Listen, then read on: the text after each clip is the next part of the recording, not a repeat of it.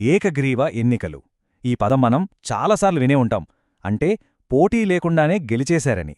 కాని ఆ గెలుపు వెనుక ఎప్పుడూ ఐక్యతే ఉంటుందా, లేక ఇంకేమైనా కథ ఉందా? రండి ఈరోజు దీని గురించే వివరంగా మాట్లాడుకుందాం.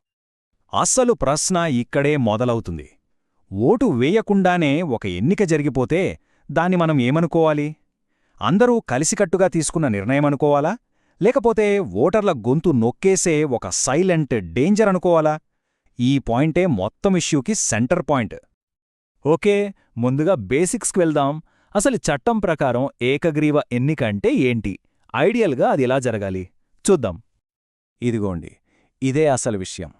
ఇది అఫీషియల్ డెఫినేషన్. సింపుల్గా చెప్పాలంటే ఉన్న సీట్లకు పోటీ చేసే అభ్యర్థులకు లెక్క సరిపోతే, అంటే ఒకే సీటుకి ఒక్కరే నిలబడితే ఇక పోలింగ్ పెట్టాల్సిన అవసరమే లేదు. ఎలక్షన్ రూల్స్ ప్రకారం ఇది చాలా నార్మల్ ప్రాసెస్.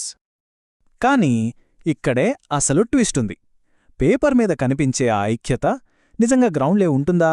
చాలాసార్లు ఉండదు. కొన్నిసార్లు ఈ ఏకగ్రీవం వెనుక పెద్ద పెద్ద సమస్యలు దాగి ఉంటాయి.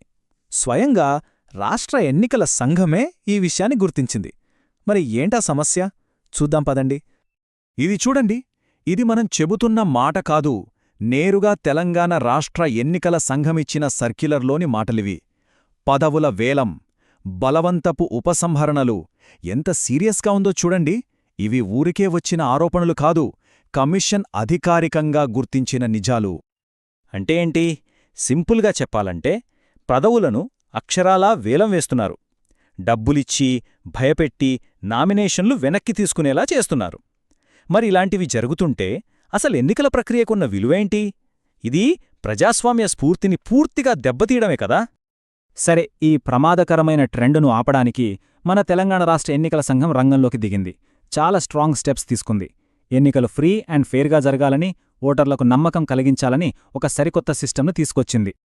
దాని పేరే మ్యాండేటరీ వెరిఫికేషన్ ప్రోటోకాల్, అంటే తప్పనిసరి ధృవీకరణ. ఇక నుంచి ఏదైనా ఎన్నిక ఏకగ్రీవం అని చెప్తే సరిపోదు, అది ఈ స్ట్రాంగ్ ఫిల్టర్ను దాటాల్సిందే. ఫ్రీ అండ్ ఫెయిర్ ఎలక్షన్స్కి ఇది ఒక రక్షణ కవచం లాంటిది. అయితే ఈ కొత్త ప్రోటోకాల్ ప్రాక్టికల్గా ఎలా పనిచేస్తుంది? ఇందులో ట్రాన్స్పరెన్సీ ఎలా ఉంటుంది? ఆ ప్రాసెస్ ఏంటో స్టెప్ బై స్టెప్ చూద్దాం రండి. చూడటానికి 4 స్టెప్స్ ఉన్న ప్రాసెస్ చాలా సింపుల్ అండ్ స్ట్రాంగ్.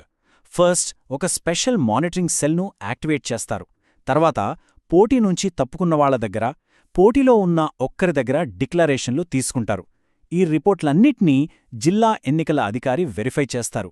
అంతా ఓకే, ఇది జెన్యున్ ఏకగ్రీవమే అని నమ్మకం కుదిరితేనే నో ఆబ్జెక్షన్ సర్టిఫికేట్ ఇస్తారు. అప్పుడుగాని రిజల్ట్ డిక్లేర్ చేయరు. సో ప్రతి స్టేజ్లో చెకింగ్ ఉంటుంది.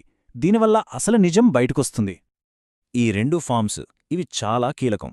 ఎనెక్షర్ 1 ఏమో నామినేషన్ విత్డ్రా చేసుకున్న క్యాండిడేట్ ఇస్తారు.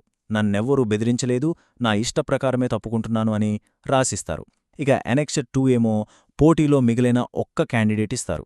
నేనెవ్వరికి డబ్బులివ్వలేదు, ఎవరినీ భయపెట్టలేదు అని ఆయన డిక్లేర్ చేస్తారు. చూసారా, 2 క్రాస్ చెక్అవుటాయి. ఇక ఫైనల్గా ఈ ప్రాసెస్ అంతా ట్రాన్స్పరెంట్గా పూర్తయ్యాక జిల్లా ఎన్నికల అధికారి ఈ క్లియరెన్స్ ఫామ్ ఇస్తారు. ఇదొక ఫైనల్ గ్రీన్ సిగ్నల్ అన్నమాట. ఈ సర్టిఫికెట్ రాగానే రిటర్నింగ్ ఆఫీసర్ ఆ ఏకగ్రీవ ఫలితాన్ని అఫీషియల్గా అనౌన్స్ చేస్తారు. సరే, అంతా కరెక్ట్గా ఉంటే పర్వాలేదు. కానీ ఈ వెరిఫికేషన్లో ఏదైనా తేడా కొట్టిందనుకోండి, అప్పుడేం జరుగుతుంది? ఈ కొత్త రూల్స్ అసలు పవర్ ఏంటో మనకిక్కడే తెలుస్తుంది. చూడండి, ఇక్కడ 2 దారులున్నాయి. వెరిఫికేషన్లో అంతా జెన్యూనని తేలితే సింపుల్, రిజల్ట్ డిక్లేర్ చేస్తారు. కాని ఆ ఏకగ్రీవం వెనుక డబ్బు, బెదిరింపులు ఉన్నాయని తేల్తే మాత్రం సీన్ మొత్తం మారిపోతుంది.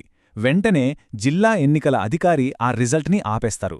పూర్తి ఎంక్వైరీ చేసి ఫైనల్ రిపోర్ట్ కమిషన్కి పంపిస్తారు. కౌంటర్ మ్యాండ్, ఈ ఒక్క పదం చాలా పవర్ఫుల్.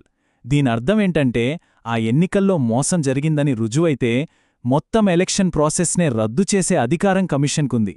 అంటే మళ్ళీ మొదట్నుంచి నోటిఫికేషన్ ఇవ్వాల్సిందే.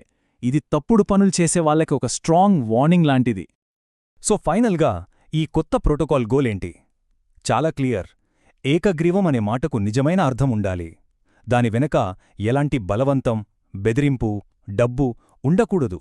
ప్రతి ఎన్నిక, ప్రతి గెలుపు ప్రజల అభిప్రాయాన్ని నిజాయితీగా రిఫ్లెక్ట్ చేయాలి. అంతే.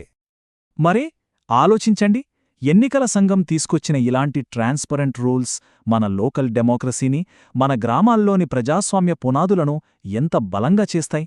మన ఓటు హక్కుకు, మన గొంతుకు ఇవి ఎంత భరోసా ఇస్తున్నాయో కదా.